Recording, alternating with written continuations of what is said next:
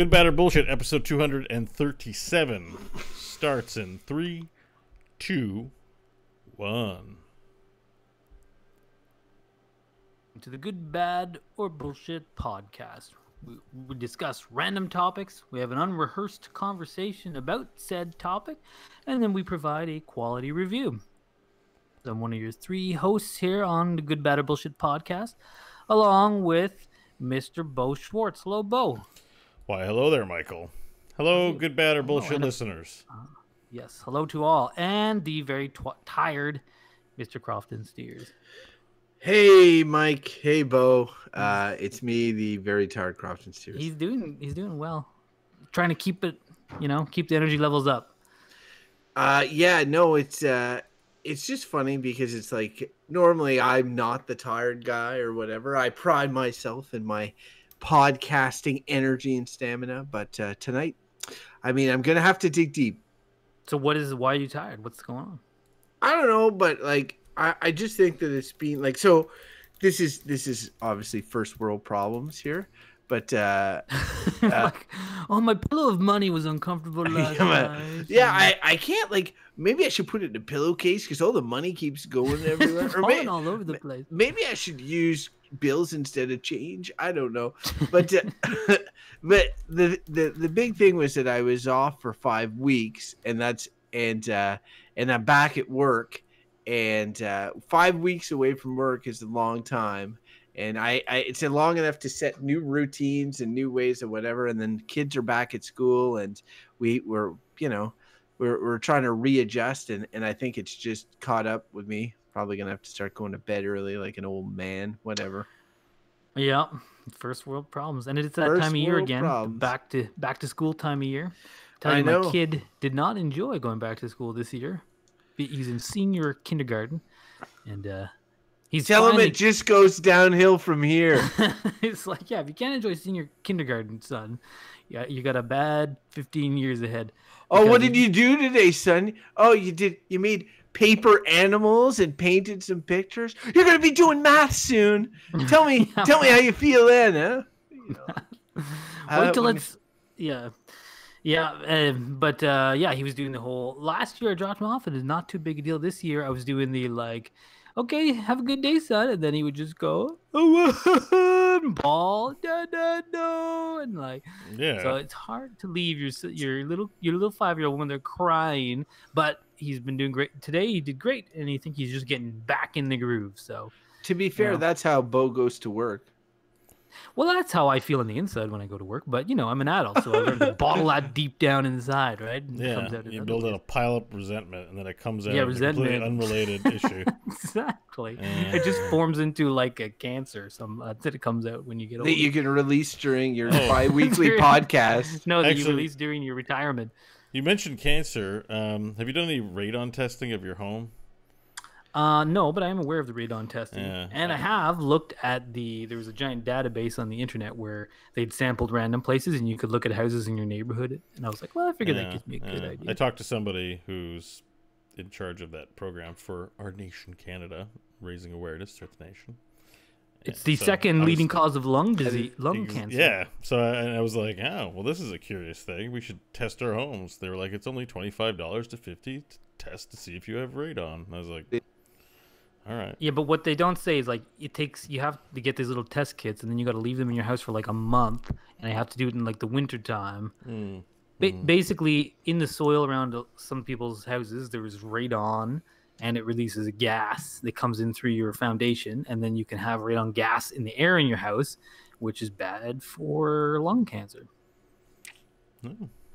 They said so. Yeah, the person said everyone who had the lung cancer from radon said, man, they really wish they had tested for radon. And I was like, yeah, I guess they would. I mean, I wonder how many smokers who have horrible lung cancer are like, you know what? After they take a big drag, I wish I hadn't started smoking, but No, because here I am. Some of them are probably stubborn and like, yeah, whatever, it's a good life smoking these cigarettes. But radon is literally like, you don't even know it's happening. You live in some part of the world where the building was constructed in such a way that it was killing you the whole time. Yeah. Well, I mean, it's to do with the soil composition, so it's luck of the draw too. Yeah. Speaking of smoking, before we eventually get to that, like as a topic one of these days, it won't be today, spoiler, but we keep teasing it. I was thinking today I was at a restaurant in the province of Quebec, and I used to live in Montreal, and it's funny because it wasn't that long ago, but it feels like an eternity ago where you would go in and they would say, do you want to sit in the smoking section or the non-smoking section? Yeah. And it would be the same goddamn room. And it's like, and it's like, you're like, okay, am I sitting in the left side of the room or the right side of the room? And it's just so crazy. The reason I thought about it, I was in this restaurant today and they had like a faded sticker on the wall. It was a seedy restaurant for the record, on the wall that said like, non-smoking or something like, or non-smoking section. And I was like, God damn it. I'm like, that was a thing. That was a thing that people would smoke in restaurants. And even if you're a smoker, and Bo, maybe you can explain this as a smoker, like why would you smoke while you eat? Like that seems people like to smoke right after they eat. It's satisfying, right? Yeah, right after. I've smoked while eating too. Like that seems so gross to me.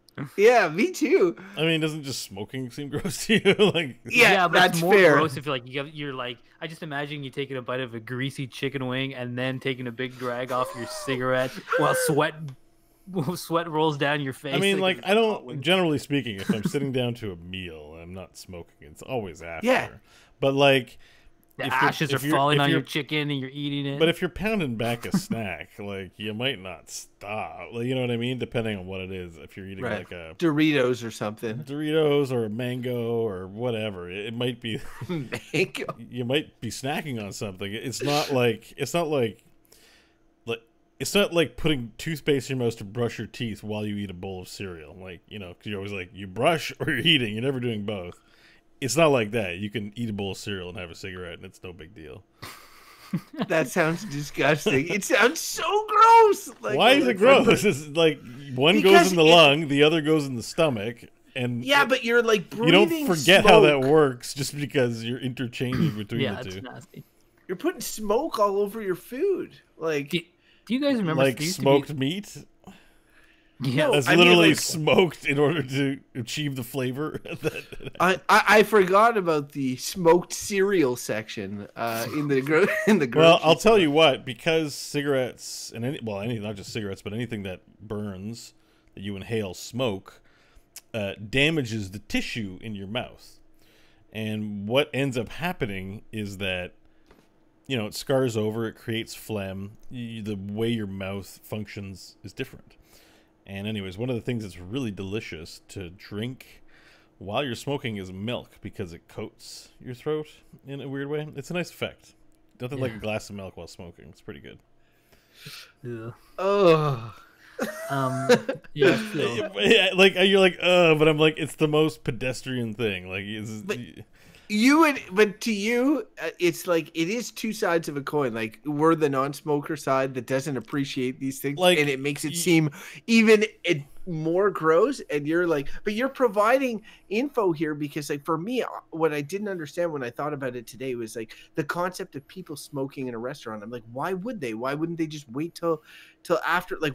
Eating and smoking, that seems disgusting. But now you're explaining to me, drinking coffee and smoking is like a good combo, right? Like, take a haul, drink a sip, take a haul, drink a sip. That's like a 1-2. Okay, well, I have another question. Do you ever smoke while sitting on the can? I don't smoke indoors. I mean, but there must be people who do. My dad would get up about 5 a.m. He'd try to be at work at like 6:45. Like, he'd get up pretty early. Part of the morning routine was, it was funny too, it was shitting time. And it isn't like a pop a squirt and then get the hell out. It's like he's in there a good 10, he gets up early, make sure he's got a good 15 minutes. And I've been up, I don't hear much activity, but I believe the smoking happened while in the shitter. I believe there was a period of contemplation while there was shitting and smoking involved. That was when we smoked in the house. All he needed was a bowl of cereal there too, while he's on the can. Around the turn of the He didn't eat breakfast, so he had coffee, which is again. Or he smoked his breakfast. Yeah, he actually ended up quitting. He went cold turkey. He pulled your dad. He pulled a Dick Hodgins. But and to his credit, his now wife, stepmom for me, I suppose, was still smoking while he went cold turkey. So it's not like, when you go cold turkey and no one else smokes, you think it'd be easier. So I assume it was harder to go cold turkey with someone actively smoking in a relationship. So that was pretty impressive. But around the turn of the century is when everyone that I knew who smoked just started, like at home and stuff, started going into the garage or going outside and not polluting the home with the stink. Like, there was a period of time where I was alive where smoking in house was just like, whatever, it's just smoke. Like, it's fire. Yeah, Doesn't hurt I anybody. remember my dad quit pretty early, but I remember like little kids sitting on his lap and just like a blue smoke coming off the cigarette in the basement, just domed with it. I remember that. Yeah, whatever. But it's not a big deal. But like now, like since I don't smoke in like my home, because I did for a period of time, and it's funny. It coats your clothes in your closet with like fucking orange shit, like just bacteria gets on the walls, washing the walls after that, and you don't breathe as good. It's refreshing. I smoke outside, so I never smoke on the shitter. I don't know the pleasure of having a nice big shit in the morning and smoking a cigarette. I'll never know unless I get an outhouse. But I'm okay with. I've decided I'm going to be okay with that. And as past episodes of this show have demonstrated, you would be hitting the shower right after the shit instead of using toilet paper, and so like it would be. I'm getting a wet cigarette, and I'd be like, "Fuck!" I just imagine like Bo's dad smoking in the shower, like he's like the water's hitting his back. No. What was funny is I think he showered first. And then got like coffee together and got ready, and then went to the shitter for the shit ritual. He's doing it in the wrong order. Like, that's the wrong order, buddy. Like, what the hell? At the time I was a kid and I didn't think of that, but now that, and he's a blue collar guy. He works in construction. I mean, your asshole is fucking oil pit by the time you get home after a day in the fucking oil, like, working mechanics and stuff. Like start your day off right and take a shit, then shower, but... all right. Well, on that note, smoking also loosens your bowels. So good, and so does coffee. That's probably why you like the double. But that's why sometimes double barrel. Let's speaking of loosening our bowels, hopefully we have a topic that'll loosen our bowels. Okay. so the context on that is really tenuous. Today is Crofton Steers' turn to produce a topic. All right. So before he does that. We have to. It's got to be delivered by the bird. So yes, right to his lap. All right, so hang on. Let me find the bird. Oh, it's coming. Crofton, you can go in the bathroom. Deliver your verdict from the can. Yeah, you want to do that? Smoke a pack and drink some coffee and just. My brother just told me today he has a friend who spends $40 a day on cigarettes, and I was like, a day? How is that? I was like, how much is he smoking? What does a pack cost, Bo? Well, in Ontario, it's anywhere between $12 and $16. Yeah, so he's probably smoking 2 to 3 a day. You got to do your wallet a favor and moderate that shit. Like, they're making it expensive so that you stop, and I'm like, it does work for me because I'm just like, fuck, I don't want to spend $16 a day on fucking cigarettes. So, yeah. So, what do you spend that every 2 days? Every 2 days. That's not that. That's half the amount. I mean, I could spend. If I spend every day, I'd be literally spending double. So this is incentive. It's good incentive. That's to pay for your palliative care when you have horrible lung cancer. Exactly, which I need to stop. But yeah, I feel like I don't know. I don't know. I need to stop. But okay, where are these birds already? For God's sakes. Well, I'm just waiting for us to stop talking about my horrible. They're like dead in the corner from smoke inhalation. All right, here comes the bird. They're on their way. Crofton, you ready? Yes, sir. He delivered it to your hands. Oh, perfect. Hey, it's the thing I thought of before the show. Just of note here, I was really tempted to pivot and choose smoking for this episode based on this whole preamble. We'd be half done. I'm like, hey, geez, wait, bird's coming again. There are now 2 envelopes. geez, the first one was one's smoking. marked pivot, and the other one's marked Crofton is the best. Which one are we doing here? Crofton is the best. Here, Okay. let me look at this. So this I thought about today, and as soon as I thought about it, I'm like, oh fuck, we should do this. But at the same time, I knew that it was going to be an arguey one, and I was like, oh, I'm tired. I'm like, I don't want to. I don't want to. Come on, make argue. out with the subject. I So don't want the full backstory on the subject. So the subject today, because I'm a good person, is outrage. Wait. Hey, whoa! It's my topic. Slow reroll. But you just spent all this time talking about the arguey one, and now we're not going to get that one? That's what we're doing. Okay, go for it. The topic today is outrage culture or cancel culture, whatever you want to call it, and I'll provide a little more context so we know what we're giving, good, bad, or bullshit. So just to provide a little context, yesterday the Prime Minister of Canada got brought into a scandal of his own making years before, where he wore a brown face and blackface makeup, and right now is having to deal with sort of the ramifications of this. A comedian that was qualified for Saturday Night Live has been fired from Saturday Night Live based on racist comments that he's made in the past as well. And this is part of a larger pattern in sync with kind of like the Me Too movement and all that a lot of particular stand-up comedians and stuff are labeling cancel culture or outrage culture, where people are not able to. The one argument side would be people are not allowed to make mistakes. You make one mistake years ago, it's dredged up, and you lose an opportunity. The other side of the things is, it's often at the side at the expense of minorities and all this, and a lot of these folks are perhaps being better represented now than they used to be. So if we say that outrage culture is good, we're talking about this new way of thinking, maybe our tolerance of these sort of things. If we're saying it's bad, then we're saying that outrage culture and the way that we react to these things is not good. So that's the good or bad. It's when you're handing in your verdict at the end of the episode. I hope that was clear. And with that said, I will pass the mic on to you, fine fellows. What do you think about this cultural movement? Well, I'll tell you, I'm going to start the episode off as bad, for sure. But you think that we're going to have a conversation about it, and I might get to a different point. So but I just want to be clear, and again, going with Crofton's content, you think outrage culture, this is where you're starting from. I don't know, we're going to have a conversation. Yeah. But you think that the outrage culture is a bad thing. It's a bad thing that people who have said these racist things or whatever, and I'm not judging this, I'm just being super clear. Yep. And then you're like, okay, the show's canceled. We get rid of them. We pretend they never existed. That's a bad. You're missing an aspect of it, and that's people clamoring for it. So the cancel culture is not in every case. So, but someone is kind of racist, let's say.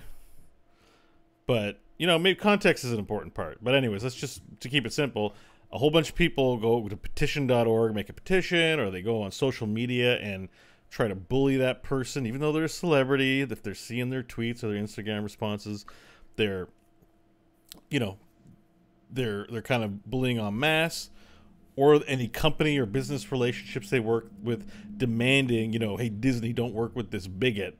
We all think he's a bigot, and then when a company sees all that, they're like, well, that shit's canceled. Like James Gunn not being able to direct Guardians of the Galaxy 3, for example. So I'm saying... What did he do? Well, he had made homophobic jokes on his Twitter timeline in about 2010 or something like that, or maybe even earlier. Long before, he was a noted director for making the smash hit Guardians of the Galaxy 1 and 2, among other things, and slated to do 3. And then he got fired out of the blue for those tweets from long ago. And, all the people who were the cast and people who worked with him said he's not like that now. But, it's still in his history that he made those jokes. He didn't go back and clear off, whatever. And that was that snapshot in that time. And it was perceived widely as a bad call, even by the public, who would say, yeah, those weren't great things, but clearly based on reputation. It shouldn't be, they already made 2 movies with the guy. So, but there's a sense that people might, motivate in order to hurt somebody's career, mostly someone in the public eye, because of something politically incorrect they did far in the past or even currently. But yeah. But just a question, because in your explanation, you're making the victim out to be the person that said these offensive things. Like they're the ones that are like, oh, they're being bullied and they're being, they're being put on or whatever. But like, obviously, when they said these offensive things, they were likely about, in any sort of hypothetical situation, another group of people for the most part, or often another race or women or something like that. Wouldn't it be safe to say that those would be like the energy spent on being outraged about like all these comedians losing their not getting opportunities would better be served, supporting these groups? The problem is you end up in a logical loop. First of all, there's shades to this, there's context to this. You talk about victims, but if someone's just a bigot, and for whatever reason, like they're just a bigot.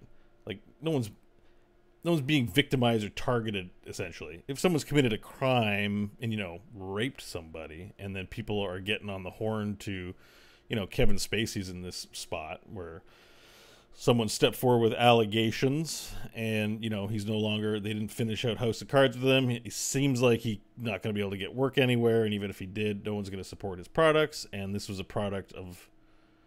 It's hard to tell if that was simply a product. Like someone comes out and says these things, I don't know if they're true or not. Like if someone's convicted of them, it's a different story. Yeah. But if an allegation is made, and then enough people riot to a company that are like, oh, take him off this thing, he's a rapist, blah, blah, blah, without being convicted in court, because I don't know who to believe. And so a lot of business and a lot of public-facing things will make a decision to cancel something or to impact that person's career without actually facing any trial in an actual court. And so it's held in the court of public opinion that this person's impacted. And I think ultimately it's tantamount to bullying when you mobilize a mob to punish someone for something that may or may not be true. And it's important that we establish that something is true before we punish. Yeah, I mean, like I think a little bit. So first of all, like it's just to so remember the topic is also because you made it like who's the victim in these things, but the topic was cancel culture, not like racist slurs. So like if the topic was like racist homophobic slurs, it'd be like, okay, like clearly someone the victim is a person being attacked verbally or whatever, or be made to feel shame. I use cancel culture to it's really outrage culture, because I want to include people like Justin Trudeau that are not entertainers that would be canceled, but like and outrage culture, and it's a good topic because it is about a reaction to a thing with, I think, most of us. And Bo, even when going on about that, I think if the topic was like public racist comments and homophobic slurs publicly, I think we'd all be like, look, no one wants that, right? Like we're in a day and age where it's like, look, everyone wants to be respected and feel safe. Like Bo was just against cancel culture, but he's not for like a bunch of bigots spouting out whatever they're saying. No. What we are discussing is the reaction and the outrage to that. And so, I mean, it's like so I just wanted like to contextualize that a little bit, like who's the victim, and it's like, yes, with these hurtful comments, the person who is ultimately the victim is the person who's made to feel hurt, the communities which are already marginalized, made to feel unworthy or what have you. And then you have maybe a second tier victim, which is someone whose now career is destroyed or whatever. Because the simple thing to it is like, okay, you're like this guy, the Guardians of the Galaxy. It's like, okay, maybe he's an excellent director, and he's like a funny, he has a good sense of timing for comedic pace and putting a story together, and that's a set of skills which you really like. And then maybe he said some inappropriate things that you don't like.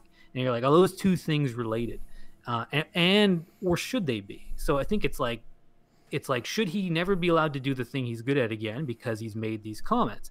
And like I don't know, I'm just saying how they're not necessarily the same thing. Like, you don't have to watch, if you personally don't like his comments, you don't have to watch any of his things. Or no, that's right, but he's also not entitled to a job. And so this is the thing, like what Bo is, and I really rail against this argument about a court of law. The idea that like, well, you're presumed innocent until. All of these people, they thrive on the public sphere. They put themselves out in the public sphere. They lobby for goodwill, for social media likes and all this, and then it turns against them, and it's not so great. It's all for actions that they have done at one point in their past, and then it's within their control if they're contrite or if they're not, and if society as a whole is willing to forgive them, or if it's not. And yes, I agree that there's obviously folks that just live to be victims and to outrage and all this.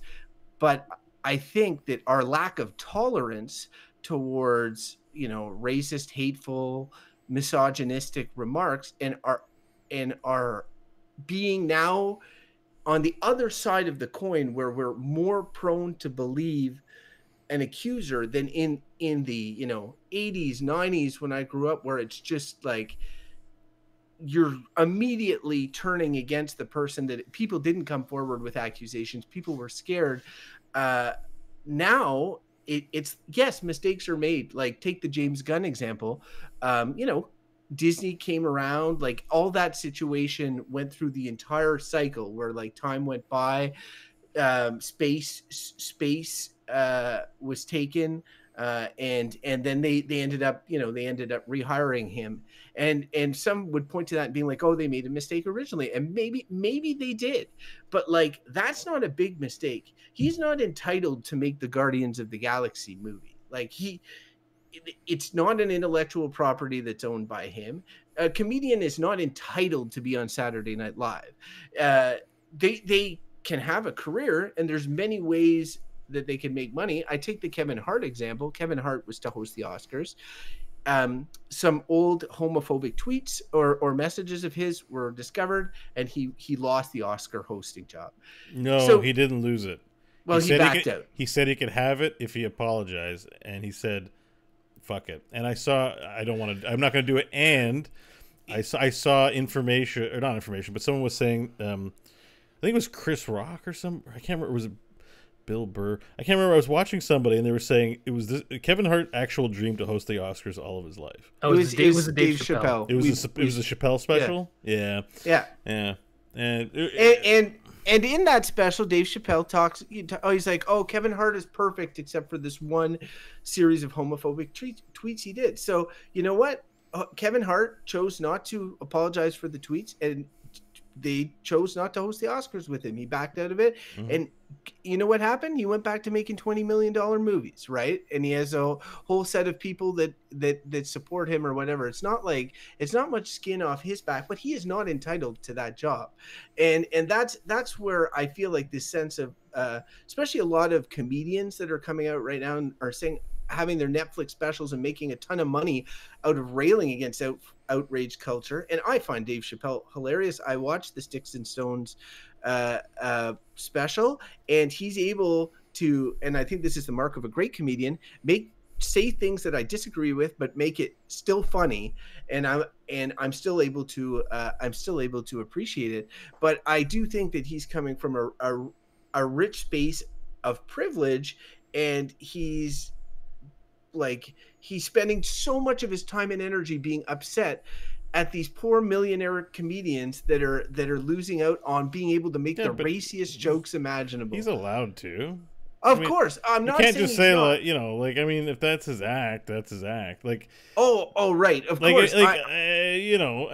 Because here's the thing. And there's a lot to say, and I'm sure you're going to have more No, to that's say, fine. but Sorry, like, Bo. to me, we get into the province of thought police because we started off initially talking about cancel culture and outrage culture. And cancel culture is kind of a subset where the outrage produces a cancellation of someone's career or project or relationship and something like that. But there are more mundane instances where just outrage is there, and we become thought police. As soon as in this Kevin Hart example you brought up, it's like, yeah, he made some homophobic jokes, and now he's a homophobe, and everyone pretends or imagines they know this person's mind, and we're in thought police territory. Because to me, a dangerous person is one who organizes a militia or a group of some kind, cult, gang, goes out and beats up and rapes and or does criminal activity that we've all agreed is bad, but it isn't against the law to be a bigot, to be ignorant, to be racist. We would prefer to educate you that wise, but reverse bullying people like that is still bullying. And the example I'm going to use, the prescient, was today, and it pissed me off so much. There's some meathead, he's a child actor, he posted a picture today on Twitter, and he's buff, working out, really muscle, handsome man, young lad, and he says, I don't play Dungeons and Dragons, and has his picture. He looks like a douche, right, in this picture. And then there's a large group of people now online watching Dungeons and Dragons, and it's very popular right now. And the host of a very famous show, Critical Role, a lot of people will know it, Matt Mercer, I saw a response saying, well, I'm sorry that, you had that experience. If you just try it out, it's really great. And then another known person who's an actor, this Joe Manganiello guy or whatever, he's like, I play Dungeons and Dragons. There's a picture of his buff body because he works out on the cover of Men's Health or something, looking all ripped. And then because these guys have huge fan followings, a billion comments calling this guy an idiot, saying he's stupid. Like, that's bullying. When you know you have like a following or a bunch of people gang up on one person for what could be the stupidest, most bigoted opinion in the world, bullying is bullying, and it doesn't matter what it is you're bullying about. And fucking nerds who are especially should be known for cultivating like you're not wanted anywhere else, come join us, and our weirdness should not be bullying people. And most of that stuff is coming from shit like that. And to me, that's the foundation of outrage, is that we see something despicable and we all want to comment on it. But what we don't realize, if you say something stupid today and then you get 1,000 messages saying how much of a moron you are, that's hurtful energy you're putting into the world, and that's not healthy. Okay, I want to jump in. Yeah, sure. Too much. So, I mean, I think kind of one of the fundamental things around all this, both sides of it, is the concept held high in the American democracy, and I hope in ours as well, which is freedom of speech. Okay, and like that's clearly at the root of this. So you have that in a free society, freedom of speech. So you can say whatever you want. You can say racist things. You can say homophobic things. Unless there's laws against hate speech. Unless there's laws against it. But in many places there are not. And even like hate laws are usually like there's context around incitement to violence and things like that. You can express. Now, I'm a big supporter of freedom of speech. And people say a lot of terrible, terrible things that I would prefer they didn't say. Racist things. There's still people who support Hitler and are Nazi supporters, and you're like, should these people be silenced? So why I'm bringing this up is because this plays fully in, because I think that a lot of what's important in a democracy, in an open society, is discourse and comments. So yeah, you're free to say whatever you want to say. But like Crofton's point of like, you're not entitled to a job or good standing. If you say something, then you are putting something out there, then you better be ready for the response.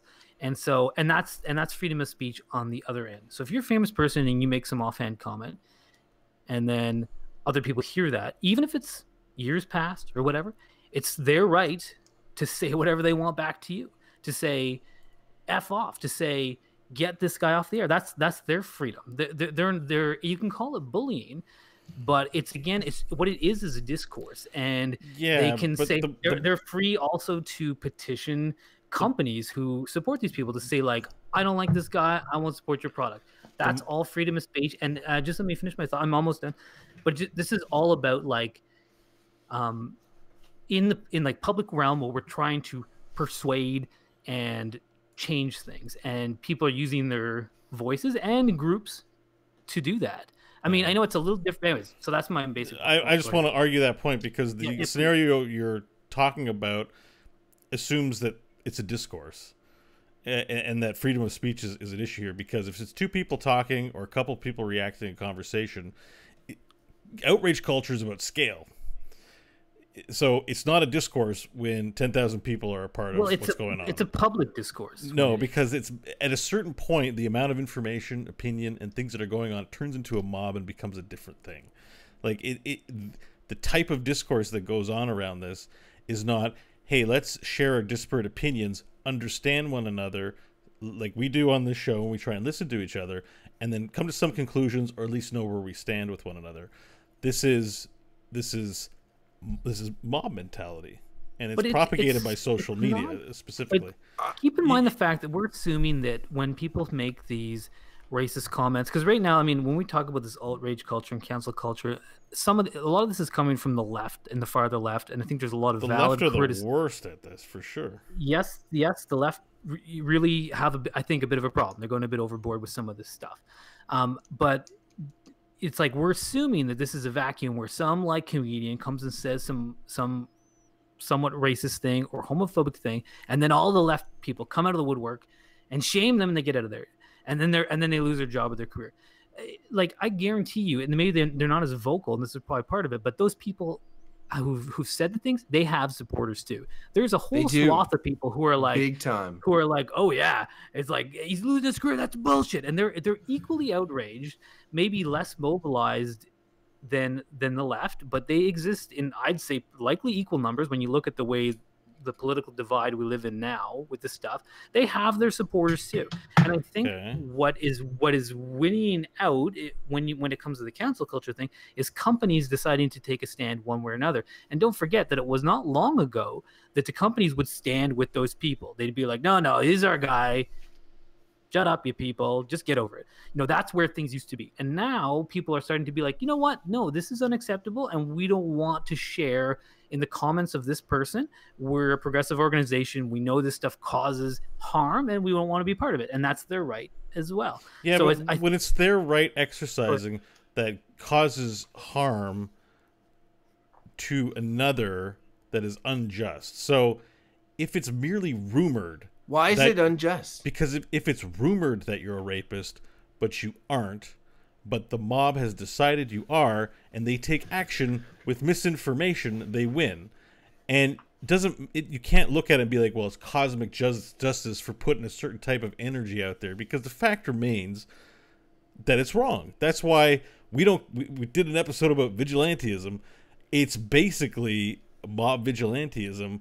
When you decide you don't like someone because of the shit they say, or there's the stink of some sort of indecent criminal thing about them, it's not up to the mob to go witch hunt and lynch people. And that's what outrage culture at the end of the day is not intent. No, it's because it's a mob. They're not thinking like, we're out to get this guy. Everyone's just like, that's bad. And then everyone goes, yeah, that's bad. And everyone's like, that's bad. This person's bad. And that's how the mob works. We're not talking about everyone as an individual just thinks for themselves and in the scope and fence of their area. But what really happens with outrage culture is that it distorts reality and becomes its own reality. And sure, maybe some, if we're all going to bitch about Harvey Weinstein and send him nasty messages, that shit seems true. And when when the courts find out it's true or whatever, I'll very happily be on that side. But when it's just, what is it? Not prejudicial, but anecdotal, or not even anecdotal, just when it's allegation, it's allegation. Yeah, it's not verified fact.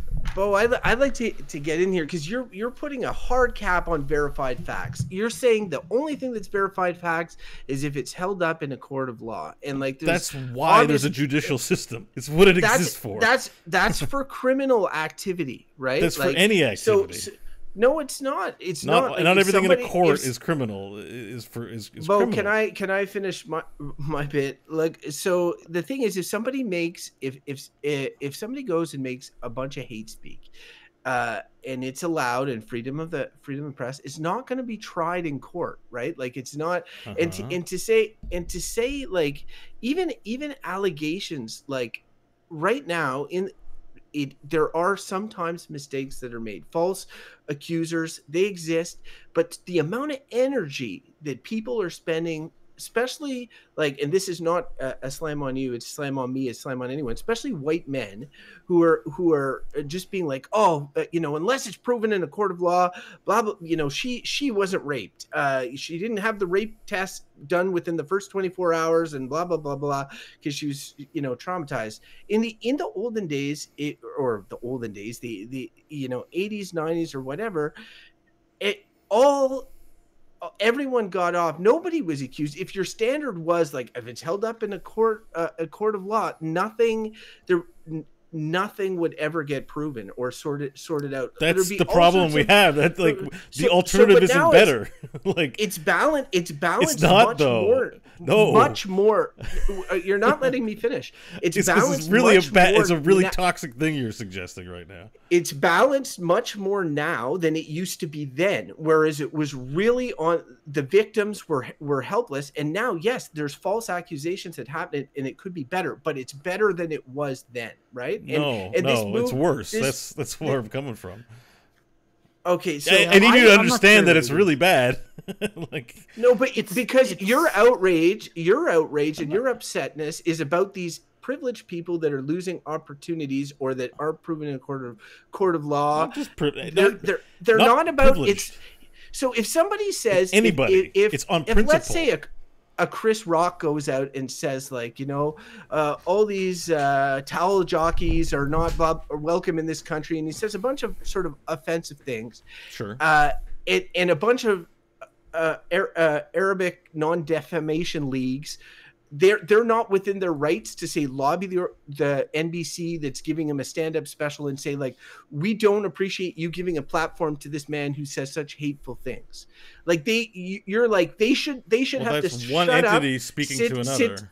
Sit down and take it. That's not outrage culture. Everybody's if you're giving everyone a platform on Twitter, on Facebook, or whatever, they're all allowed to voice their opinion on topics that are in the public domain. They are. So it's like, so they can send a tweet to NBC and say, NBC, I don't support you giving this comedian a platform. Sorry, Chris Rock, I'm just using you as an example. I have no ill will against you in any way. It just feels like the amount of concern. The people are not like the Human Rights Commission. The people are just the people. Right, but they're allowed to voice their opinion based on his comments. So then why do any of us go to university or go to law school or try to gain any kind of education in order to treat these things with respect, professionalism, and analysis when we can just get the mob to make all of our decisions for us? But that's not at all what I'm saying. Yeah, I'm just saying that in this case, it's a clear-cut case, a situation of somebody going online and saying something defamatory against a group. Not illegal. And you're saying that no, it's not illegal. I'm not saying it is illegal, but he's not entitled an NBC stand-up special either. Like, and people are allowed to say, hey, NBC, we don't support you giving him this platform. And they, as Mike mentioned earlier, have the choice of saying, you know what, we're either going to side with this guy or we're going to listen to what the people are saying. And if they think there's more people that support Chris Rock, or they think, this is overblown, this is the wrong thing, they have to make a corporate choice. No, it's not thought police. Thought police would be eliminating Chris Rock's ability to respond. It would be muting him. It would be just because he doesn't have an NBC platform doesn't mean you're taking away his identity and his ability. Well, you're punishing him for his defamatory comments. But he's punished himself. It's just punishing himself. Like, no. Bo. Look. When you he's not entitled. He's not entitled to it. But the people aren't entitled to it either. Your logic cuts both ways. No. It's as simple as like if you have to take everyone. You have to take responsibility. They're entitled to voicing their opinion. Listen, I want to. You guys, but they're not entitled to decide who gets to be on NBC either. As much as Chris Rock NBC makes that call in the end of the day. Here's, okay, can I just say something? Let me get in here. Okay. Everyone is responsible for their own actions.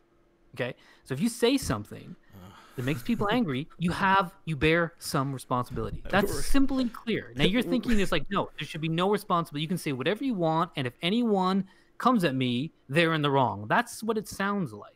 And so you're not distinguishing the difference between a mob and a person. Well, I agree with you completely. There's nothing you said that none of us disagree with. Let's pause, because I think, okay, the one thing that's interesting about this is outrage. Outrage culture is part of this, and let's take a step back, because right now we're hung up on the current moment, and I think, and you guys are well aware of this, but where this outrage comes from is clear and historically documented. So, okay, racist comments not tolerated. We know that people of color were literally murdered by mobs of people in the past. Not even that long ago, arguably still happens now. We know that people who are homosexual or trans or have been killed by mobs of people, killed and subject to violence and mental and emotional abuse for decades with no protection under the law. They just had to take it. That was all of human history. So that's where the outrage comes from. And that's a real thing to be outraged about. Like, I have no problem with people being outraged about this. You're completely right. You're completely right. Okay. It's not what I'm talking about. Let me finish. It's my separated. Thought. It's not separated because it is. Because the way that these things happen are culturally based. Like, racism doesn't exist in a vacuum. Homophobia doesn't exist in a vacuum. It exists in a culture. I agree. And yeah, and those cultures are perpetuated by people who support them, public figures who support them. I agree.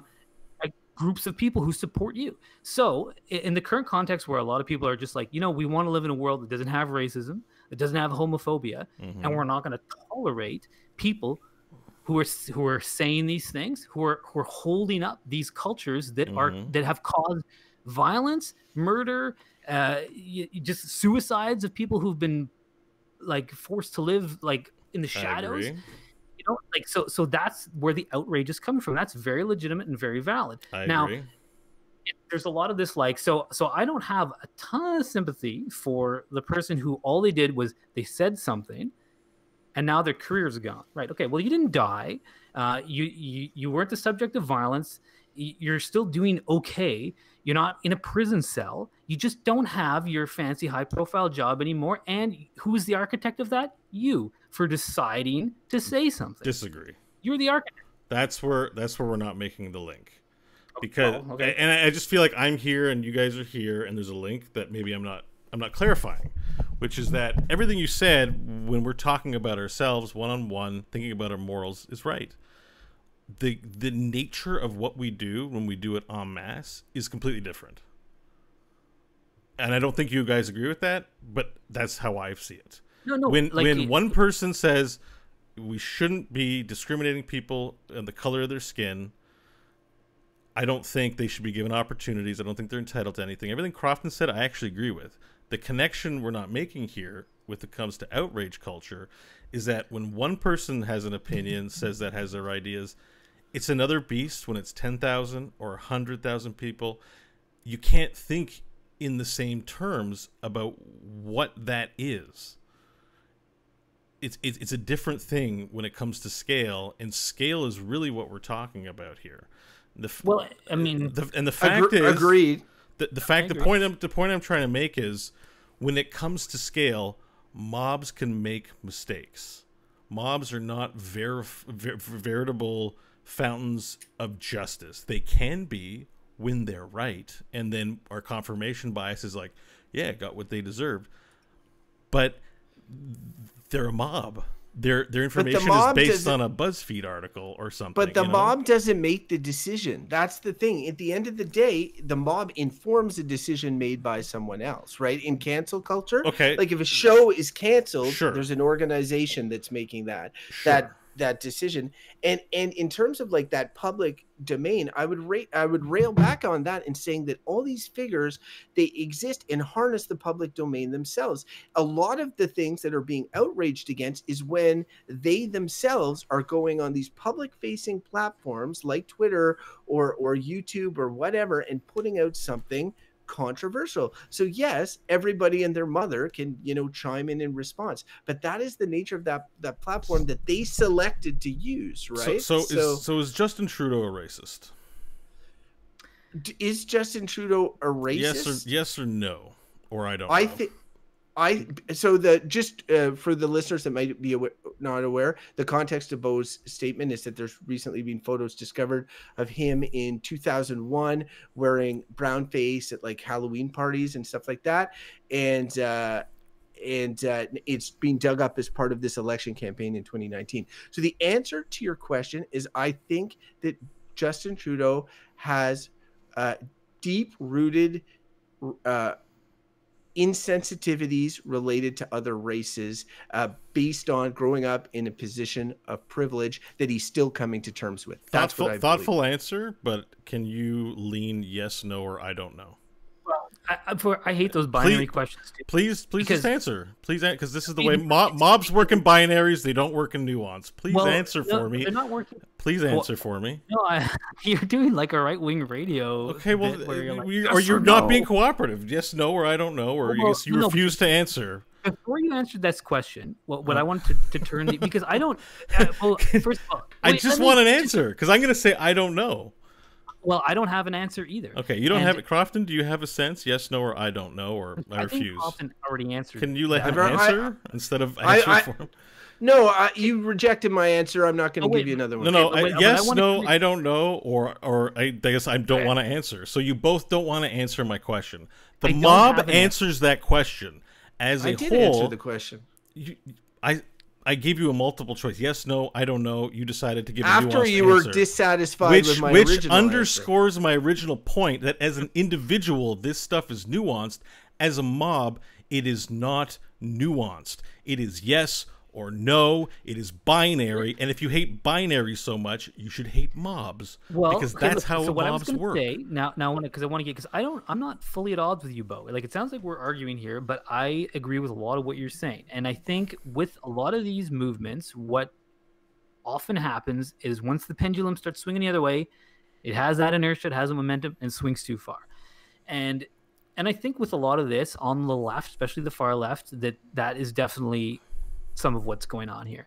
And, you know, people have put it in this way. You know, a guy talks about this quite a lot is Sam Harris. I always listen to Sam Harris podcast. He's always talking about this and how far, and he always comes to the terms of, which I think is a useful way to come at it, which is like, look, nobody's perfect.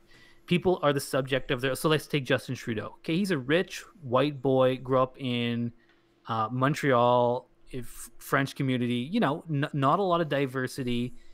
He wasn't exposed to a lot of the things. I'm not forgiving anything that you know, bad judgment or whatever.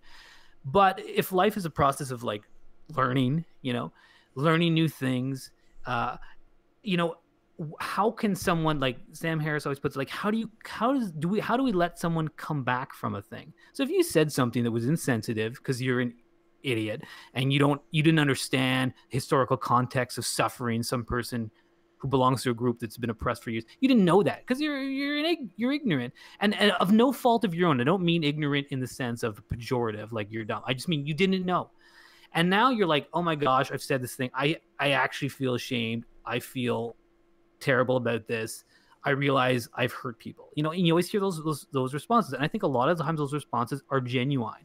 People said these things they really didn't know. And that is an effect of privilege where you didn't have to think about that because life's easy for you. You're a hetero white male. Everything is just like easy going. There's no problem. You've never had to feel different inside your own skin or oppressed or whatever.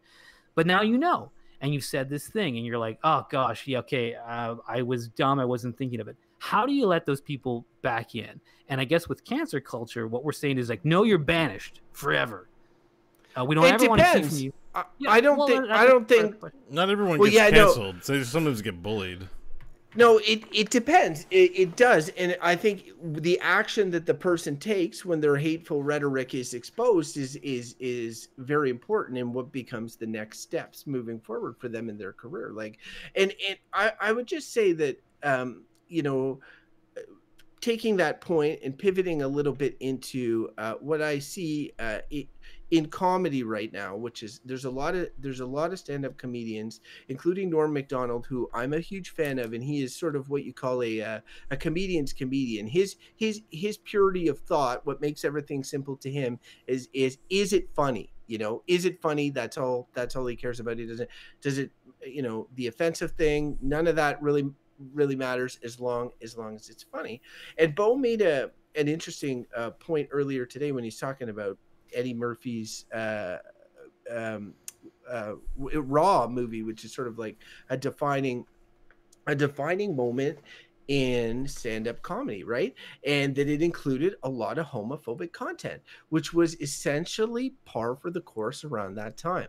Now, like, I just watched a show made in 2019 set in the 80s, which is Glow, and in Glow there's a character who is gay, but is deeply closeted. And you know, it's kind of hard to think. I'd be like, why isn't he just gay? Like, why doesn't he just be gay?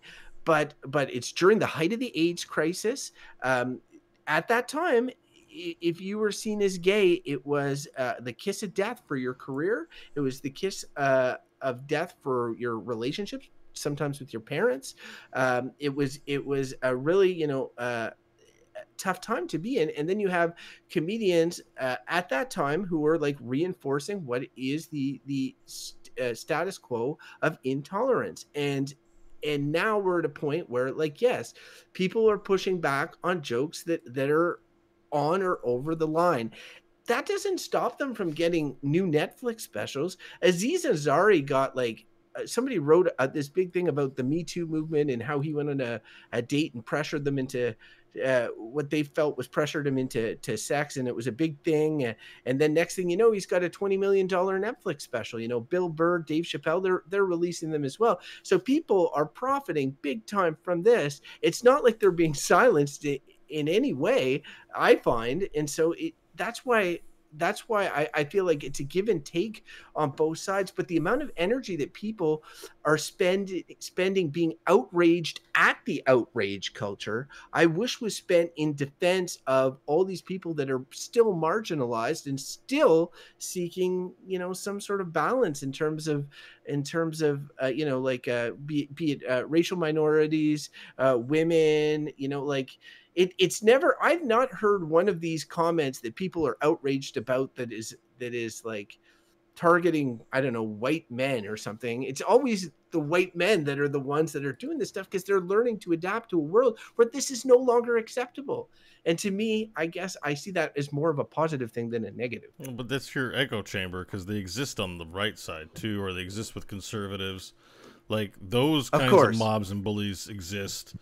Arguably, it was a pile of online trolls that ended up getting Donald Trump elected or did a bunch of crap. Like, they exist on both sides. It's just the ones that you're biased towards seem they're in the right, and then they usually come out correct and they align with your values. But there are a lot of people that would look for the cancellation of somebody like Justin Trudeau, who you're like, if you liked him, you probably say he made mistakes and he should be forgiven.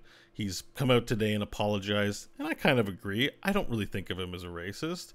The truth is, I don't know, but that's a narrative or a truth. I called my sister gay so much as a kid, you know. Like, if that ever came up in the public, do I trust that a mob is, if they decide I'm homophobic because there's evidence of me being homophobic, and there very well could be. They don't know my mind, but they're gonna judge that. And there are people with an agenda on the other side that are going to be like, you know, this person, you know, we're going to want to ruin their lives because there's someone in the public. And I don't think just because they're a celebrity means we have to forego our values of acting on actual information rather than hearsay. That's the word I'm looking for. And that's all. Like, there isn't anything that you guys said that I disagree with. It's just, on principle, we shouldn't base our decisions to impact any citizens' lives, any person's lives, based on hearsay. And here's an example that Sam Harris always uses when he's talking about this, is, which you guys will be aware of, is Matt Damon of the Me Too thing, kind of came out and made. You got my attention. Keep going. Loves Matt Damon. We better Matt not Damon. cancel Matt Damon, or Crofton's gonna hate us forever. He's off the shit. And basically said something to the extent of like a pretty soft thing, saying where kind of like saying like, look, everybody, there's degrees here. You know, like someone who rapes someone like Harvey Weinstein, you're like, okay, that guy is a sleazebag and he should go to jail, and let's have no sympathy for him. And someone else has said a poor taste joke, okay, that we can all agree in good company. We're like, look, all right, you know, your joke is old school, blah. And we treat them almost the same way. And because he said, so Matt Damon basically said, like, look at the degrees. And then he points out that the response Matt Damon got was essentially to be run over by the mob and said, you shut up, Matt Damon. And he basically said as much like, okay, I'm never going to say anything again. And people are like, well, what did he really say? He just said, like, let's look at the degrees here, which seems a very reasonable thing to say. And I mean, you know, part of what strikes me as problematic about this culture is when there is no, and you know, Bo is talking about this, where there's no place for nuanced debate. You know, where it's like, oh, you said the thing, you're gone forever, you're in the outs, and everyone piles on, and like that's a problem. I don't like that. You know, and when I was talking about the pendulum swinging too far, you know, I like to bring it back to the context of, you know, there was a time where if you were like a person of color in the United States and you wanted to say something about rights or how you were treated unjustly, you might be subject to being murdered for saying that thing. You were scared to talk. You know, if you were a gay person in the 80s or 70s and you wanted to talk about how you felt, you had a legitimate fear that you might be killed by some idiot, you know? So you're afraid to talk. And you're like, okay, and now we're getting the pendulum swinging back this way, and now you get these people who are trying to make jokes. They're not really necessarily racist people, but they're like, oh, this is funny in this context. They want to make this joke. And now they're getting to the point where they're going to be afraid to speak in public because the pendulum is swung the other way. Their career is going to be over. And, you know, now those things are not equally, they're not getting killed. They're not being murdered. I have a lot less sympathy for them, but I feel like, you know, if we talk about progress, like, is it tit for tat? You know, is it like, okay, we were down, now things are coming the other way, now you're going to be down? Like, is that progress? Is that better for everyone, or is it just changing of times? You know, and I don't know the answer to that. I do think that things are still generally much better than they were, but I do agree that it goes a bit far, and there is an element of sort of thought police where it's like, if you don't say the right word, you don't use the right pronoun, you know, like that's by different groups that now have a voice that they didn't have before. And to a certain point, like the social media platforms that this is all happening over, they did not exist, but they give people a public voice that they're more than happy to use to promote their shit or to like build relationships with their individual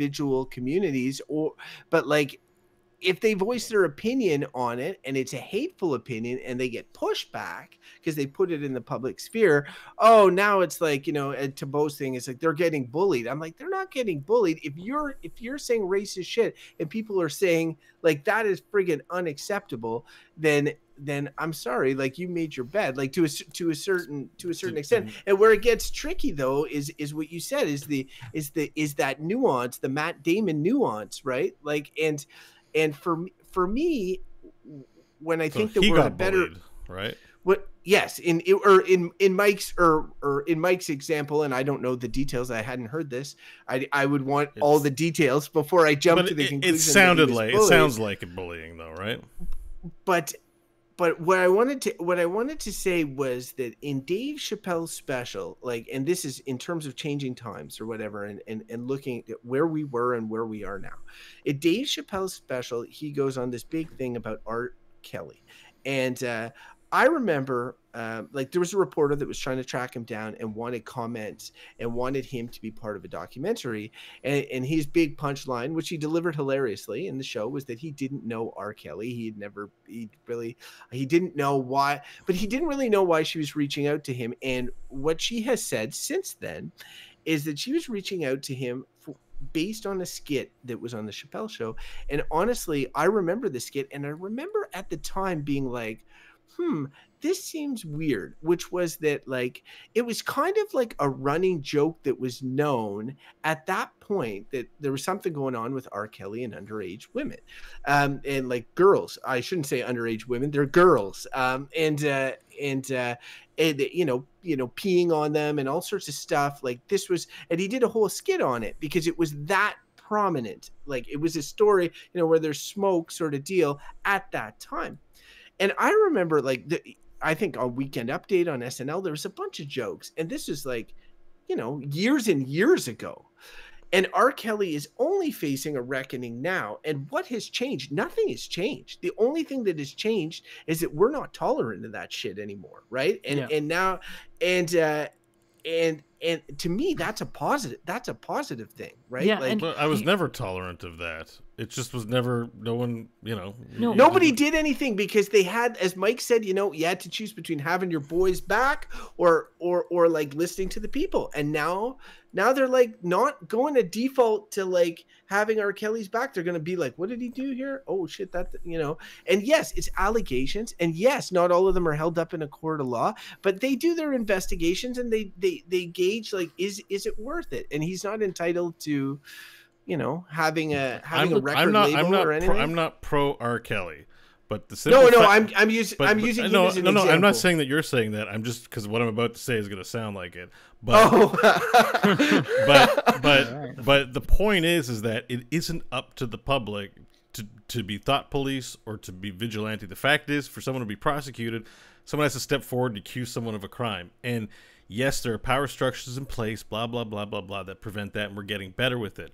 What I'm saying is not helping is the online bullying part, right? So like the simple fact is you can't, because imagine a world, Mike described it, there's a time where the color of your skin, you go out and get murdered. Imagine a world where you can go out and get murdered by people who don't like your point of view or the things you're expressing.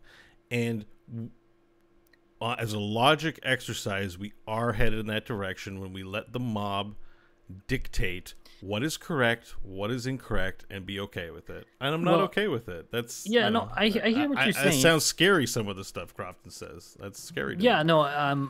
But the mob doesn't dictate. Like it's somebody who makes a decision based on the public feedback. Can I hear? Because I mean, we're talking about bullying a lot. We're talking about bullying a lot, and it's kind of like in my head, I'm like, bullying, and I want to just like paint a picture of like how I see some of this stuff, and use like an analogy that we can all understand, like the schoolyard. Okay, so imagine you're in a schoolyard, and you got Poindexter nerd kid with thick glasses, kind of awkward, reading comic books in the corner, doesn't have many friends. Okay, just stay with me here. And then you got, Brad on the football team, likes getting his rocks off, making fun of Poindexter over there. He goes over with one or two of his little friends, and he's like, hey, look at this nerd. What's he reading, comic books? Starts making fun of him, making him feel bad. He's being a bully, right? That's clear. Okay? Mm-hmm. Now, imagine you have the same scenario, okay? Poindexter's over there. Brad comes over, starts making fun of him. Then you got all of a sudden... Let's call him Poindexter. Let's call him Mike. Okay, so Mike's over there. The jock's making fun of him. He's trying to enjoy his comic. He's got glasses on. He feels social anxiety. He's a young person. And out of nowhere, this guy's picking on him for just who he is. I've seen things like this in school. I'm sure we all have. Sure. And now imagine that you have 20 kids who are neither the jock nor the kind of typical downer come out and say, hey, Brad, F off. Like, leave him alone. And then he goes like, oh, screw you. And then the other kids start saying, no, get out of here, Brad. We don't want to see this around here, blah, blah, blah. And then they all start shouting at him, and Brad leaves. Okay? And I think that you're like, okay, now in my head, I'm like, is that bullying? Was Brad bullied? Because that's a bit of what's happening, where it's like you have some person who's in a position of power like Brad. He's the top dog on the football team. He feels empowered to say what he wants. And he can, and he picks out someone who's powerless, and he says, and he picks on him. That's bullying. I think when you have a group of people coming to the defense of something like that, I don't like calling it bullying because I don't think it's quite the same. Now, it might be a mob, it might not be perfect justice, but I think that we need to paint that differentiation of what's pure bullying, which I think is someone coming out of the blue to attack someone verbally, make them feel bad. And it's not necessarily a group of people coming to defend another group. And I think that this current mob, rightly or wrongly, see themselves as people who are not willing to stand by while they see others put in harm. And you'll see, what is that quote? It's like, there's no justice in the world when a good man stands by and watches evil things be done. I think that's what they're thinking. They're like, look, I won't stand by and let Joe Schmo, famous guy, rail on gay people. I won't stand for it anymore. I'm going to tell him, get the hell out of here. And it's like, they're not, and though I could see your fears coming to fruition, Bo, where violence starts coming out in the other cases, you already... Well, I can take your example further, and he gets shamed out of school. He's not entitled to school. Yes, look, I'm not saying this is perfect, and there is already, this group Antifa, like they are using violence now too, and I'm like, I do not think this is a good thing. This is the left going too far. I agree totally, but I think in a lot of the public discourse, what we're seeing is basically the picture I painted, which is Brad being told to F off, and now he's lost some of his power at the school. It's not, and again, it's it's more than that. That's your example's good, but it's not reflective of what the situation is. It's more like the it's fact farther than that. It's more like the fact that all these things you guys are very innocent-minded. I don't know. No, because all this more stuff than is that. a case. But I mean, not to say that Matt Damon is some great bastion of knowledge. But how is it more than that? Can I just add into your example? Because your example concludes nicely. Everyone says, fuck off. What was his name? Not Michael, but Brad. Fuck off, Brad. And he's chastised and goes away. That's a good example. That's how it should be. That, like, if there's going to be a mob, that's how it should be. But people get... I mean, do you read YouTube comments? Do you read Twitter responses to big things? People say you should go fucking die. People like you shouldn't be allowed to live. People don't stop at, oh, I'm going to make a reasonable argument, and the rest of the mob's going to do it. The mob is mostly like, fuck you, Donald Trump, go die. And like, and we're delving into maybe a Canadian temperament versus an American temperament, and a lot of our culture is informed by what's going on in the States. But the polemic is real. The us versus them is real. The need to witch hunt and to tar and feather people is real. And so in your example, I would say, Michael, that it's not enough that you're chastised. You have to apologize. You don't get to have recess anymore. If you don't behave in the future, you won't get to go to the prom. We're going to limit you in all of these ways because we're the mob, and we can cry and bitch and do damage to your life with no consequence to us because we're protected through an anonymity. And that's the summation of what outrage culture is, because I don't believe outrage culture. How does the mob do that? Like, how do they lay these limitations on these celebrities? Okay, good. I'm glad you asked. So, unfortunately, news reporting nowadays is based on the activities of social media. So, the fact is, New York, maybe not the New York Times, but a lot of very public-facing places, including things like CNN and shit, will be like, online, such and so is getting blasted for saying racist comments, and it becomes national news. And then it's validated as true when it's co-signed by a reputable news organizations, and that the imaginary becomes real in a way that happens a lot in society. And that's the force of nature, of human social nature, that we're grappling with right now when it goes too far. That it's not just a mob saying comments, it's now CNN and TMZ and putting it into the public sphere, that you are being publicly tarred and feathered for, like, if you made some homophobic jokes, big fucking deal. There's tons of racists out here. I'm more concerned about the ones killing people and doing shit. If Kevin Hart said some shit, like, what, let him host the Oscars, like, like, it's not that big of a deal. Why would he get to host the Oscars? He's not entitled to that. Because the context, as Matt Damon pointed out, is important, and the scale of what he's done is really not important when there's like places where we should be devoting energy, or people can volunteer to do constructive things to devote their energy. And so in the example again that you gave, Michael, it would be better, instead of having the mob address it, for someone to tell a teacher, someone of responsibility and authority, scroll your eyes at it all you want, that person does need to be educated, perhaps even punished, but by a figure of authority in the situation and not by the mob, who lacks compassion. The mob is people. The mob is people. It's not, you're calling it it's a force of nature. When so many people go into a mass to try and make decisions of great life impact, that is not a reliable thing for our society to be relying on. And that's why you have a judge or a panel of 12, like you have a reasonable sized amount of people. Imagine if court was decided by Twitter, like every court case. Here's a poll, vote guilty or not guilty, and like that's horrific to think about, right? And we don't want to. A lot of this stuff is not, like, as you point out, like, it's not illegal. A lot that these people have said. There's scales but that doesn't mean sure, it's, yeah. But yeah, absolutely, and that means that, like, we can't have judicial proceedings for every job issues, remark, yeah, there's all kinds of things, like levels of harassment are not necessarily things, like they're not always criminal. Bullying Poindexter is not against the law.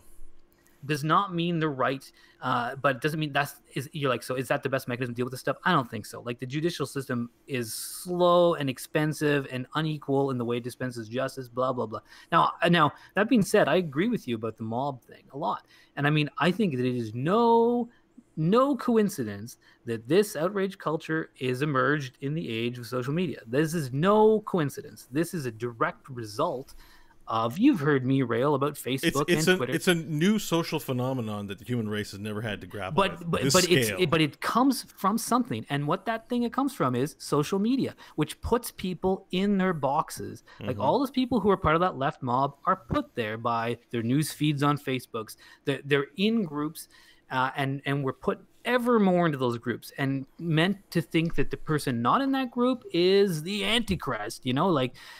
And this is a real problem, because I mean, if anything's sort of come up in our conversation here, is that, like, look, nuance, context is important.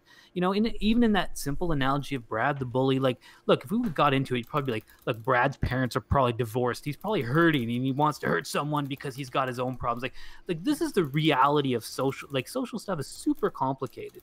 It's not, most people are not just bad because they're sociopaths. They have some kind of pain or something. Well, you can't deal with that on things like social media, nor through a mob. I agree entirely. But, like, it is not likely to get better when we're spending our time, like, living online and answering in binaries and living in the comments and getting on board with your community. When all of a sudden you feel like, oh yeah, look, we're going this way. Yeah, let's attack them. You just get on board because it's where the trends are going. I mean, it's like, I'm worried about this stuff too, and I think that our current social technologies are really not helping the problem. So yeah. I would just as much as I find this conversation really interesting, and I have more to add, I'd pivot to verdicts at this point. Yeah, I agree. It's been long, and it's a muddy conversation too. And this is one of those things. That's why I prefaced when I brought it out, because I was tired tonight and I really didn't, but at the same time, it's so topical with everything that's going on right now. And I really felt that it was worth having conversation, even though I knew before having it. And I give Bo credit for coming out straight off and saying, like, this is my view, changed my mind, It's also a trigger topic for me, which I don't know, you probably weren't aware of, but I spent a lot of time thinking about that. Like, mostly I ignore most shit, so you're like, yeah, probably I'm safe. Bo's gonna say he's bored or whatever, and then just randomly you happened on something. No, I knew it was a trigger topic a little bit based. Yeah, that's a based on the messaging today. So I'm gonna go first on my verdict. Okay. I hope you guys don't just mind. Before we bring out the animals, the one last thing I want to mention, which is a kind of weird thing in this, is Donald Trump. We didn't talk about Trump, who is the somehow immune to all this stuff, which is like the counterpoint of, like, the people who say the bad things have their supporters too, and he's a prime example of that. He's not I think gone. People have been talking shit about Donald Trump all of his life. Whatever the hell he wants, and he has tons of supporters who are like, you go, Donald, say that. But he's also outraged all the time. Like, he's right, outraged. Right. You know what I mean? So and he's arguably one of the most powerful person in the world, and sometimes he's like, man, I can't. it's such bullshit that I can't just buy Greenland. Like, the fuck is wrong with the world? You know, it's like there's nothing there. The media's out to get me. It's the So did anyway, you see let's that do tweet the that animals. did you see that tweet that he put out? He's like, I promise not to do this, and it's a picture of Trump Tower on Greenland. That was pretty. Did he actually put that? Yeah, in? it was from his account. That's why. Pretty funny. All right, let's bring in the animals. Here we go.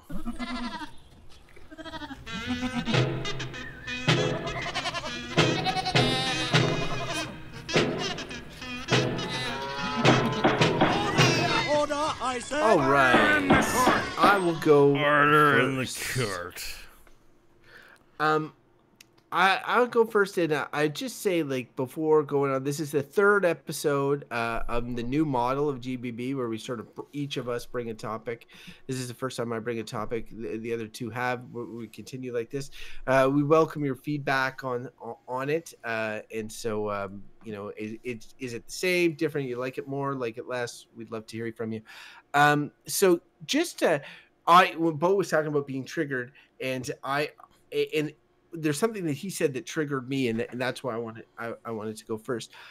When talking about outrage culture, for me, I think we were all kind of in agreement about a lot of the main core points, but we differed where we put a lot of our emotional energy. And when Bo is saying, I spend a lot of my time thinking about this is a thing that triggers me.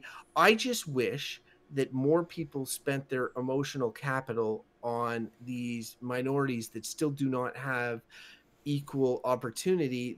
The people that these hateful comments are often about, that lead to the potential mob gang up afterwards. And the reason that I'm going to say that outrage culture, and I'm going to say it, and we'll play the sound effect, and I will go into more detail. Mm-hmm. I will say outrage culture is good. And that's a tough thing to say because it's not nuanced. And to Bo's point earlier, when he was saying, no, you have to answer this question in this way because this is what the mob would do. Our show is set up like that. You've got essentially one way, the other way, or the kind of muddy middle, or what. And I sort of feel like at its core, maybe this is a complicated issue and the muddy middle is where it should be. But I can't help but think that the fact that we as a society are not tolerating hate speech, or not tolerating sexual misconduct, everything from the Me Too movement to trans rights, all of that sort of stuff. We're living in an age where society at writ large is saying, you know what, this stuff, aside from Donald Trump, is not is these are our values. This hate stuff that you're saying is no longer acceptable, and we're going to push back, and we're going to push back fast, and we're going to push back hard. And I understand the consequence, and I understand that eggs are cracked, and people's careers can be ruined, and it's very easy to focus on individual situations where the people got it wrong. And when I say that people, in the end, they are just voicing their opinion, which is their right to do. It's up to the organizations that give these celebrities, in many cases, a pulpit to decide what they're going to do. And if they conduct a human resources investigation, if they speak to the person, if they look at whatever the content was that the person is accused of putting out, if it's an illegal thing, then a court of law, obviously it'd be good to be involved as well. But I don't think we can just say, like, if it's in the court and this person is guilty, then I can have an opinion, or I can ask that this person's pulpit be taken away. I don't think that they're entitled to it. And I don't, like, Mike was very articulate, I think, in explaining how things were for these minority groups. And I feel that, like, there's a lot of these celebrity comedians, many of which I find hilarious, and who talk about things that I disagree with in a hilarious fashion, that are spending way too much of their power, pulpit, and capital on on something that maybe is somewhat of an issue, the mob mentality, but pales in comparison to the greater issue, which I think is that these folks are these minorities are losing out on rights or being oppressed in some way. So I'm going to say the balance of this is that outrage culture and our lack of tolerance for this sort of poor behavior is good. Okay. So Good. who's Well next? said. Mike's got to go next because he's the host. All right. Yeah. So this topic was an interesting one. And I don't know that we've solved it certainly here today. It is very nuanced to me. I mean, I agree with pretty much everything Crofton said. I have little sympathy for the rich douchebag comedian whose career is now in the shitter because they were an asshole. Like, I don't really have much sympathy for them. Oh, they were funny, and now they have no career. Like, boo-hoo. Well, you should have thought about that before you said the thing that people didn't want to hear. I mean, if you're someone who exists in the public sphere and you put things out there, like, I'm a big believer in personal responsibility. I'm also a big believer in freedom of speech. And those things go hand in hand. Like, yes, say whatever thing you want to say and be prepared for what comes after. Like, don't expect to be protected. Don't expect to say whatever you want. And if someone's offended, that's their problem. They can make it your problem. I'm okay with that, you know? Have personal responsibility. So, you know, where I stand on this is that I do think that the whole context about, and these things are not equal. Like, what these oppressed groups, whether you're a person of color, whether you're a person in the LGBTQ I can't even remember all of them now. And forgive me, don't run me off my platform because I didn't get all the numbers right. I'm like, have suffered inordinately because of privilege of people who are in positions of power, got to say and do whatever they want. So, and these are not equal. So someone being run off, like, I'm okay with that. But I do think that sometimes the expression is a little bit like throw the baby out with the bath water when a new thing starts happening. Like, we just went on this rant about social media. The way this stuff is manifesting itself is definitely not all positive.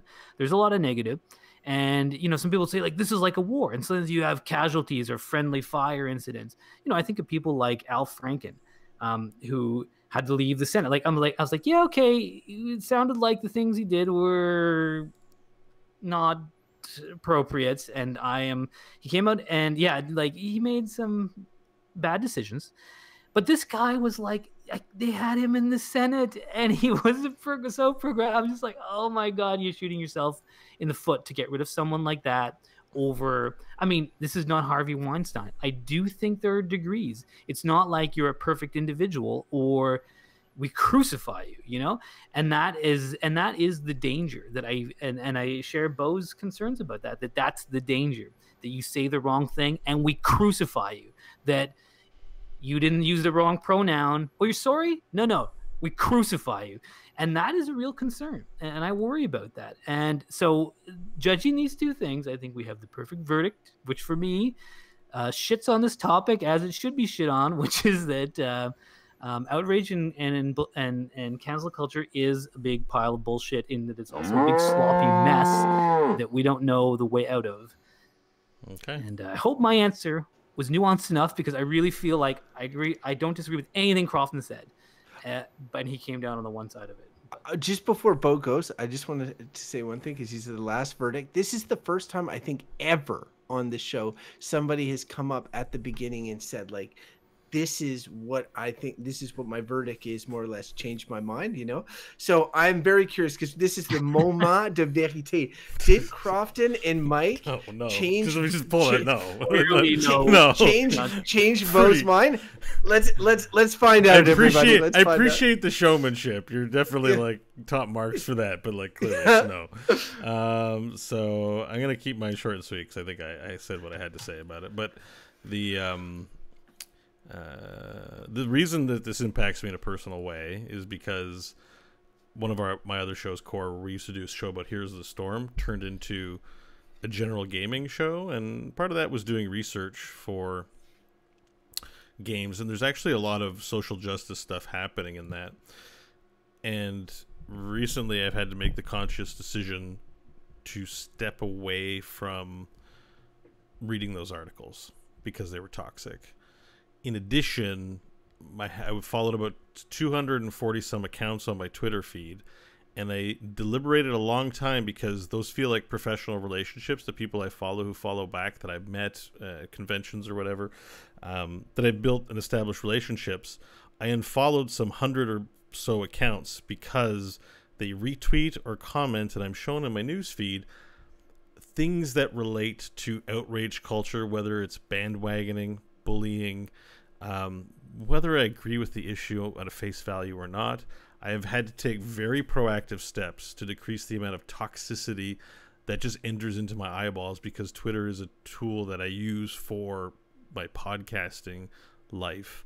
And so this is why it's very prescient to me, because I've had to grapple with these opportunity costs of unfollowing and unsubscribing from things that are essentially toxic. And make no mistake, it is toxic. It is mob mentality, and even before the internet was what it was, I very much disliked being part of mobs or part of groups out to censure people. It's not for me, and I don't think anyone should be engaged in it, no matter how right or wrong you are, unless you're forming a militia to organize a revolution. But I think that's another matter entirely.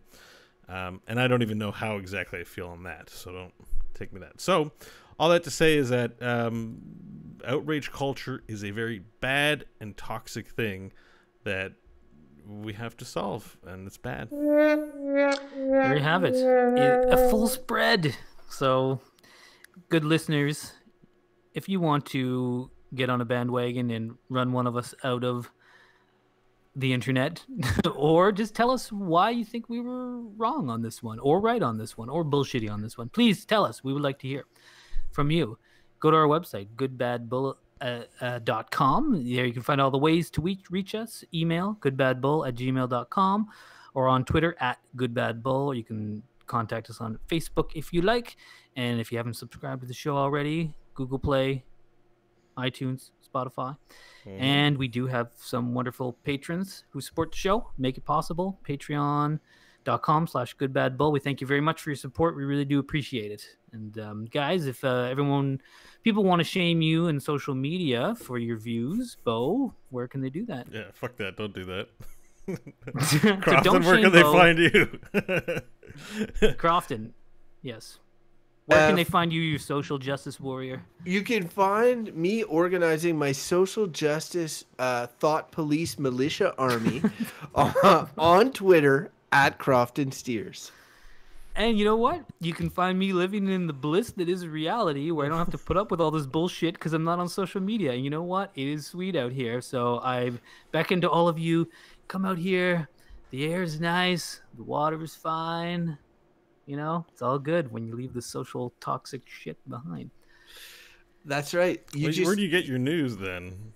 Because your news is informed by informed by social media. You have to stop reading news too. I don't go no. I do choose the headlines I read. In fact, I do wonder. Like Mike probably is like, oh, Justin Trudeau and blackface, eh? Twitter's gonna have a field day with that. I can just imagine. Pretty much. Like I just don't look at it. Like I go to I just choose several news sites, and I, as a matter of point, always try to check out right-wing news sites so that I see what the side that is not my normal tendency is thinking on things. I try to get but I can curate that. If you trust your news feed, I do that too. And Jessie, my wife, was like, she's like, why does Fox News fill in when I type it on our thing? I'm like, are you getting your news from Fox? I'm like, no, I'm just going there to see what the fuck they're saying. Oh, sure, Crofton, sure. Like, You're like Pete Townsend of The Who. Remember when he was doing the research on child porn? I do have a small question. No, I don't, but I'll take your word for it. I do have a small question for you about news articles, though. When you see that Twitter posts or Instagram, Facebook posts are linked in news articles, it definitely annoys me. Do you close it? Does that lower your opinion? Do you stop reading the article knowing that the person sources their stuff from social media? It definitely lowers my opinion of the reporting, and it depends on That's a public quote. It's how they release some- quotes. Yeah, it can be just a public statement. Sometimes a lot of like officials release public statements through Twitter, so sometimes they're just posted there. But I don't know. I find it good. Like the bad articles literally have a paste of the Twitter in it, and that's just lazy journalism. Good ones just report the facts, and there's still lots of those around. I mean, I can maybe read through the one that talks about the social media bullshit and realize that this is just lazy reporting, which is what it is. And oftentimes I find more and more these days I'm liking reading the people who are it's not like, I mean, I guess it is opinion writers, but people who take the time to try to analyze something. And oftentimes their biases are clear, but that's why you try to read a lot of different people like that, where they're trying to bring an educated opinion into something from a certain perspective. I read a lot of that stuff and try to read it on both sides so that I get a balanced view. You got to work to get. The reason I ask is that I want to impress upon you, because I respect the fact that you live a predominantly social media free life. I think that's a good thing. I just think it needs to be underscored that a lot of the press, which if you're still reading in is informed by that, so you're getting byproduct of it, even if you're not directly engaging with it. It's true, but I mean, I think I would say that I get most of my news from our public socialist news broadcaster here, the CBC, which is less dependent on that stuff because it's less of a commercially driven entity. I think it's great, but I mean, it has its biases too. All right, that was it. That's a point made. That's all. Just be careful. You know what? You're getting that secondhand social media in all of the news reporting you're reading. Now the news is just secondhand social media. Honestly, most articles I read have a social media post that is used to substantiate or corroborate information in the article. It's almost normal. I think I'm losing my mojo at work in terms of making one-liners, because I hit a one-liner this morning. We were talking about the Justin Trudeau brown face thing. And I thought it was hilarious. I was even laughing about it when I saw, but it got like almost zero reaction. Oh, what was it? Well, it was like, I said, what was it? Something like, Jesus, when my Donatello green face Halloween photos from Halloween 1988 get out, I'm going to be in all sorts of trouble, or whatever. That's funny. But nobody at your work knows who TMNT, the Teenage Mutant Turtles are. Timbleweed or whatever goes through. I'm like, guys, Ninja Turtles? Anybody? No. I'm like, maybe they didn't get. They're like, you fucking incel to TMNT at the age of 40. Like, I had green face, like totally. My mom didn't get us a mask. It was like right it's on. Probably because you actually work in a lot of people who would be supporters of the Liberal Party. I think they're quite common in our shared workplace, and are probably like feeling like they don't like this, and they're trying to process it because they're like, oh, I don't. He's voting green. Did you hear that, everybody? He's a lefty. He wears green face. I have a question about this though. Hang on, about Justin Trudeau. Because an image of him in brown face or black face surfaced, but there are like 3 pictures. Did all 3 surface at the same time?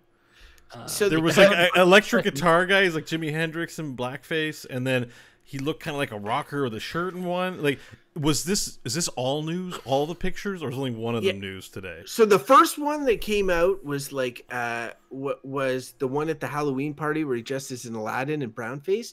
That came out from somebody who used to work with him. I know it's somebody who used to work with him at that prep school, which is like, you know, he was 29 at the time, like, and then because there's all these opposition researchers, right? They each there's an election going on in Canada, and each group has a team trying to dig up dirt on everybody else. But soon as they found this one piece of dirt, all the opposition researchers started being like, oh shit, we got to look up photos from his high, you know. And then when they did that, they dug up another photo and a video, and the video was him in blackface. So 3 of them all surfaced like within the 24-hour news. Separate places. This is separate events. This is what made me laugh, because like, most of the time when someone like a politician or somebody, they did one fucked up thing and it becomes news, right? Like, I peed on a girl, R. Kelly, or, you know, like, it usually comes about that there's one. I just found it hilarious that there was 3. Like, it wasn't like, oh, I made a mistake that one time. It's like, I have a deep and serious, and the other time, and I'm like, oh man, I was like telling a coworker today when Justin Trudeau's probably having a really shitty morning this morning where he's like, there's 3 pictures. I did this 3 times. He probably doesn't even remember. He's like, in my mind, the liberal war room is the term for the group of people that are trying to get him elected and stuff. They're talking to him when the second photo comes out, and they're like, okay, Justin, is there anything else? And he's like, no, you know what? I'm pretty sure that's it. And then the news just hits blackface playing guitar, Justin Trudeau. He's like, oh yeah, I forgot about that one too. About that one. Does that count as blackface? Because I was performing a concert too, so. They haven't even found the Oriental ones yet. You know, like they're like, oh, so it's almost kind of racist that since he's so into blackface that he hasn't done any other color faces. Yeah, like no yellow face. He did brown face. No geisha face. Oh, he did do brown and blackface, so he's nuanced with his racism. Yeah. I guarantee unracist. Guarantee there's got to be some First Nation thing in there somewhere. Oh, it's going to come out in the next few days. He's not racist. He's racist adjacent. There's definitely pictures of him wearing a headdress, but I'm pretty sure that a First Nation put it on him. So yeah, but there'll be ones of like him dressed up as male Pocahontas at a Halloween party, groping another lady or something. Yeah. I guess the funny extreme would be like a picture of him as a baby that his parents dressed him up as like a, you know, as native person, and if you're like, look at what he did, that would be great outrage culture stuff. Would be because like, because Pierre Trudeau would also be under fire now, and he's dead. Like but they'd be like, fucking revoke his Order of Canada or whatever thing posthumously because he's a fucking racist. Put him in the St. Lawrence. Well, put him in the St. Lawrence. You know, desecrate him. Exhume his body and toss him in the St. Just Lawrence. throw it in the river. Yeah. All right, guys. End the show, Bo. End the show. End the show. Come back to haunt us when we are politicians.